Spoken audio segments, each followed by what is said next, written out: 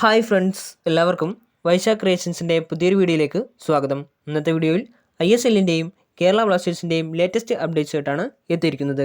നമുക്ക് നമ്മുടെ വീഡിയോയിലേക്ക് കടക്കാം. വിജയത്തോടെ പ്ലേ ഓഫ് സാധ്യത നിലനിർത്താൻ കേരള ബ്ലാസ്റ്റേഴ്സ് FC ഇന്നിറങ്ങുന്നു. ഇന്ന് രാത്രി 7:30 കൊച്ചിയിലെ ജവഹർലാൽ നെഹ്റു സ്റ്റേഡിയത്തിൽ നടക്കുന്ന 17ാം മത്സരത്തിൽ ശക്തരായ നോർത്ത് ഈസ്റ്റ് യുണൈറ്റഡ് FC ആണ് ബ്ലാസ്റ്റേഴ്സിൻ്റെ എതിരാളികൾ. ആദ്യം തന്നെ ഇരു ടീമുകളുടെയും ഇന്നത്തെ കളിയിലെ പ്രോബബിൾ പ്ലേയിങ് 11 ഒന്ന് പരിശോധിക്കാം.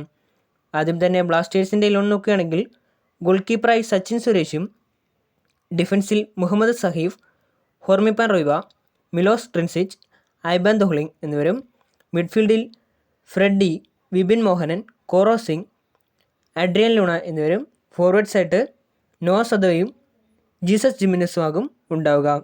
ഇനി നോർത്ത് ഈസ്റ്റിൻ്റെ 11 നോക്കുകയാണെങ്കിൽ ഗുർമീത് സിംഗ്, റെഡീം ലാങ്, അഷീർ അക്തർ, മാർക്കോ സബാക്കോ, Samte, Mayakannan, Mohammed Ali Bemammer, Jithin MS, Luis Nixon, Alaeddine Ajaraie, Guillermo എന്നിവരാകും ഉണ്ടാവുക.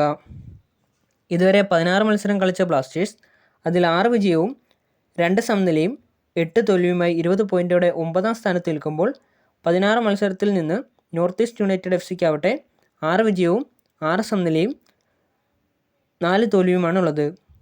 24 പോയിൻറ്റോടെ ടീം 5ാം സ്ഥാനത്ത് നിൽക്കുന്നു.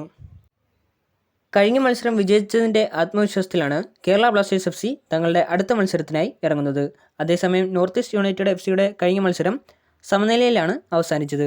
എന്തായാലും ഇരു ടീമുകളുടെ ഭാഗത്തു നിന്നും മികച്ച പ്രകടനം തന്നെ നമുക്ക് ഇന്നത്തെ മത്സരത്തിൽ പ്രതീക്ഷിക്കാം. കേരള ബ്ലാസ്റ്റേഴ്സിന് വിജയിക്കാൻ സാധിക്കട്ടെ എന്ന് ആശംസിക്കുന്നു. അപ്പോൾ നിങ്ങൾക്ക് എൻ്റെ ഈ ചെറിയ വീഡിയോ ഇഷ്ടപ്പെടുമെന്ന് കരുതുന്നു. വീഡിയോ ഇഷ്ടപ്പെട്ടെങ്കിൽ ലൈക്ക് ചെയ്യുക, ഷെയർ ചെയ്യുക, സബ്സ്ക്രൈബ് ചെയ്യുക. അതോടൊപ്പം തന്നെ താഴെ കാണുന്ന ബെല്ലൈക്കൺ കൂടി ഒന്ന് എനേബിൾ ചെയ്യുക. അപ്പോൾ ഞാൻ അപ്ലോഡ് ചെയ്യുന്ന പുതിയ വീഡിയോസിൻ്റെ നോട്ടിഫിക്കേഷൻസ് നിങ്ങൾക്ക് ലഭിക്കുന്നതായിരിക്കും. ഇനിയും ഇതേപോലുള്ള പുതിയ വീഡിയോസുമായിട്ട് എത്തുന്നവരേക്കും നിങ്ങൾക്കെല്ലാവർക്കും താങ്ക് യു.